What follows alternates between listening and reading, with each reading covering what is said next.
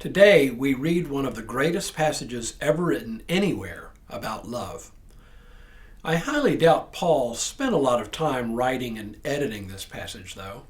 He was writing a letter, after all, something he probably thought would be read once and then discarded. He knew that the Corinthians would probably read this letter aloud in a worship service or a congregational meeting, the way we might read a piece of correspondence at a meeting.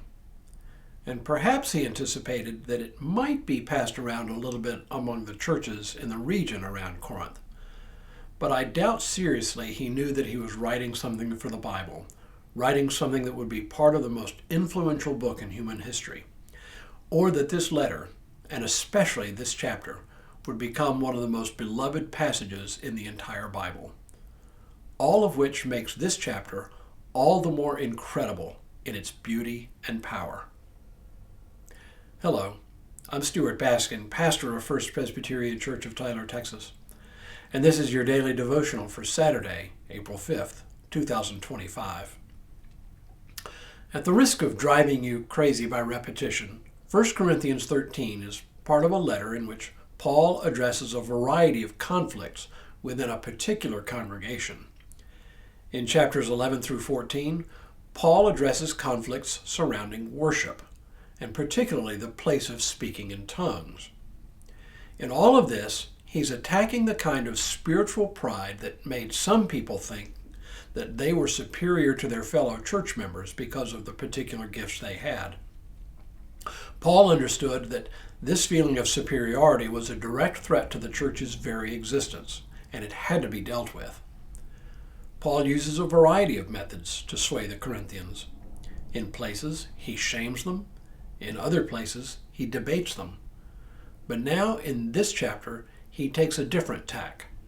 He lays out a vision of a more excellent way. He writes, "If I speak in the tongues of mortals and of angels, but do not have love, I am a noisy gong or a clanging cymbal. And if I have prophetic powers and understand all mysteries and all knowledge, and if I have all faith so as to remove mountains, but do not have love, I am nothing. If I give away all my possessions, and if I hand over my body so that I may boast but do not have love, I gain nothing. Love is patient. Love is kind. Love is not envious or boastful or arrogant or rude. It does not insist on its own way.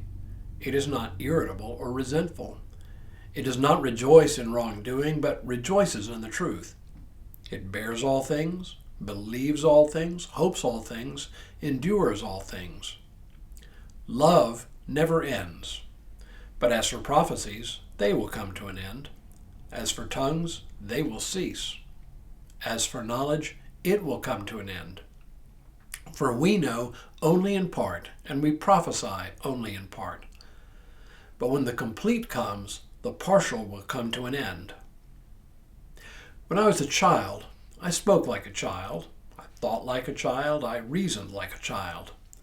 When I became an adult, I put an end to childish ways.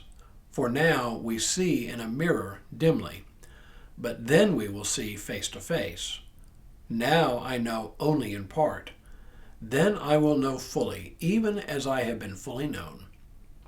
And now faith, hope, and love abide, these three, and the greatest of these is love."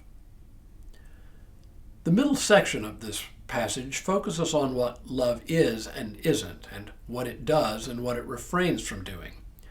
But on either side of that middle section, Paul makes it clear that how love relates to spiritual gifts, which is the real focus of his attention.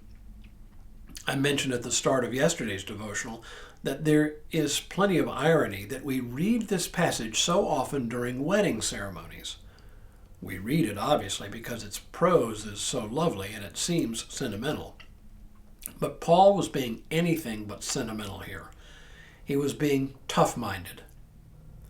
Most brides and grooms are not thinking about conflict in their marriages, at least not on the day that they get married. But as anyone who's been married for longer than about 5 minutes knows, conflict within marriage is inevitable. Maybe it's not so ironic then that we read this passage during weddings. Maybe it works there just as well as a sort of primer on what it takes to stay married for the long haul. But if we only read this passage at weddings, and we fail to read it during times of conflict in the church, we rob it of its power to reorient us away from our desire to prove our superiority and to subordinate our opinions and desires to the good of the whole. For that is what love is, and that is what love does. It elevates the interests and the well-being of others to the same level, or in some cases, even above our own. No easy task in a me-oriented culture like ours. When we return on Monday, Paul brings the discussion around full circle and applies his principles directly to the question of the place of speaking in tongues in worship. But as we shall see, his principles could apply to many different kinds of conflicts churches frequently have about worship. But for now, may God continue to bless you and keep you in all that you do this day and in all the days ahead.